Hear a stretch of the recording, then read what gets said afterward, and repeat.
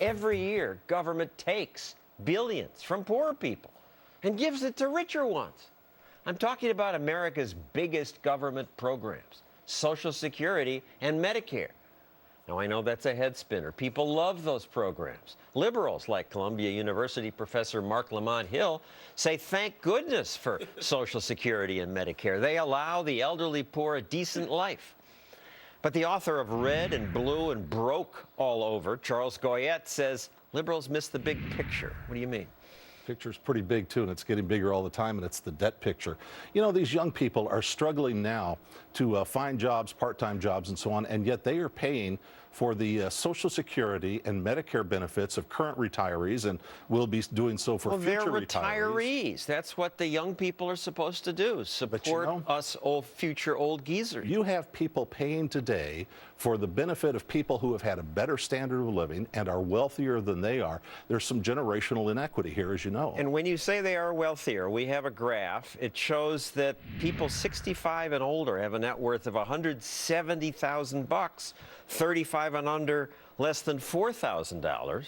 It's worse than that, because not only are the young people paying for the current and the future recipients of Social Security and Medicare, but in addition to that, they have been burdened with the hidden debt, the unfunded liabilities besides Social Security and Medicare. Let Mark respond to the basic Medicare Social Security argument. You make a really good argument for fixing Social Security and Medicare, Medicaid, all of that stuff. You get no disagreement from me in that regard.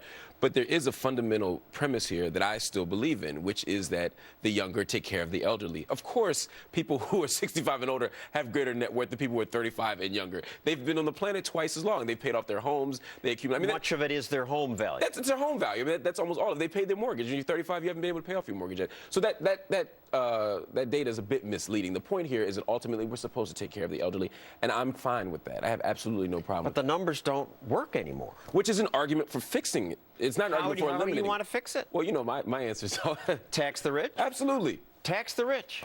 Yeah, but you can't tax them enough to cover the shortfall in these unfunded liabilities in Social Security. Which is what taxation. There's not enough money. Which is what taxation isn't the only way to go. I think we have to tax, but you also have to think about. Right, but we're in agreement. If you took all the rich people's money, it wouldn't be enough. Right. Okay. And I wouldn't propose taking all the rich people's money. But I do think that if we raise the Social Security age. But politicians who say, let's raise the retirement age, they get yelled at. Well, it's not the most popular thing to do. But ultimately, we're at a crossroads right now. I think we agree that you can't just tax. You have to do something else. All right. Raise the retirement age. Solves it? It doesn't solve it. It prolongs the problem, kicks the can down the road. But, John, all of these things are a form of debt repudiation by the government. I think we need to face that squarely. It's the government saying, we made you a promise, or at least we treated it as a promise. You believed that it was a promise. It was not a promise. It was not good. It was not actuarially sound. It was a Ponzi scheme to begin with. Well, I guess they might. It was previous politicians who did that. Are you actually saying that Social Security as an idea is fundamentally wrong? Sure. Tell me why. I understand why you're saying it, in its execution you have a problem with it, but explain to me why it's wrong. Well, in the words of Margaret Thatcher, the problem with socialism is pretty soon you run out of other people's money. All right. That's the answer. Look at this graph, which shows how many workers there are per Social Security recipient. It made great sense in 1945 and even 1950, when there were 40 or 16 workers per retiree. But now it's gone down to 2.5. Well, that shows exactly. Part of that shows where you two are in disagreement, because he's saying fundamentally as an idea it's flawed, whereas you're saying it's flawed in its execution based on the worker per recipient ratio. What I'm saying is What's the difference? You don't seem to have a problem with Social Security as an idea. You're simply saying we need to repair how it functions so that it can be functional. How do you restore American prosperity? Do you keep prolonging these myths, these games? Do you destroy the economy and the culture by inflating your way out of a problem like Social Security? Or do you face them candidly and say, okay, we lied to you, the state lied to you, it was actuarially unsound, it was a Ponzi scheme, let's deal with this, let's let people opt out? You say we shouldn't have these social programs because it changes people's attitudes about saving for themselves. You know, I think that's the best point. This does change the fundamental character of the people, that somebody else will take care of their retirement benefits, their health care benefits, and so on and so forth. And so instead of being a nation of savers, creating pools of capital that make us all richer, we spend like crazy. And in the meantime, the Chinese are saving at a world-class, indoor world records of saving, and they are beginning because to use this Chinese, of capital. all people, don't assume Mama government will take care of them. In fact, they know better. They know that they'll have to take care of themselves. Most American people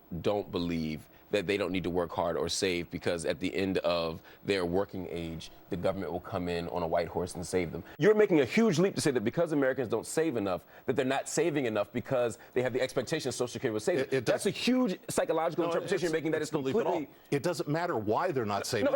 It does matter why, because you're saying it does matter why, because you're saying that they're not doing it because they expect Social Security to save them. But isn't you that have logical? no evidence of that. No, it's not logical. They don't save because they don't have any... If you're going to get Social Security, you're less scared. John, they don't save because they don't have any money. I don't see Social Security as a government handout when people have invested their money for 65 years. They haven't invested their money. Their money has been spent. Contributed their money.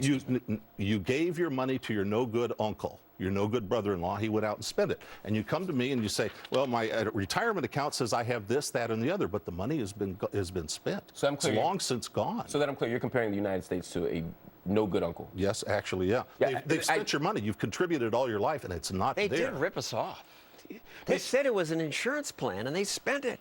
I think that's the wrong way to think about it. I think that what we've done is provide a safety net for the vulnerable, for the elderly, for the poor. I'm 33 years old. I'm the one paying this stuff. Yeah, I'm ripping you off. If anything, I should be the one ticked off. You guys, I should be the one ticked off, not you guys. And I'm totally fine paying in. I'm totally fine giving this money because I understand the value that it offers our society. And without that value, I mean, you could say, well, hypothetically, if people had, for the last 65 years, done something different, they'd have a different outcome. But the reality is right now we have people in their 60s, 70s, 80s, and 90s who we have to support. And if we don't, something's going to happen to them. And ultimately, we pay now, we pay later. You have 3.6 million people a year now entering the age of 65, the leading edge of the baby boomers. 3.6 million people a year becoming fully eligible for Medicare and Social Security benefits, and the money's not there. I'm one of them. I'm a baby boomer. There are too many of us. I think you'll be fine, sir. I'll be fine. In fact, you're the guy I want to tax.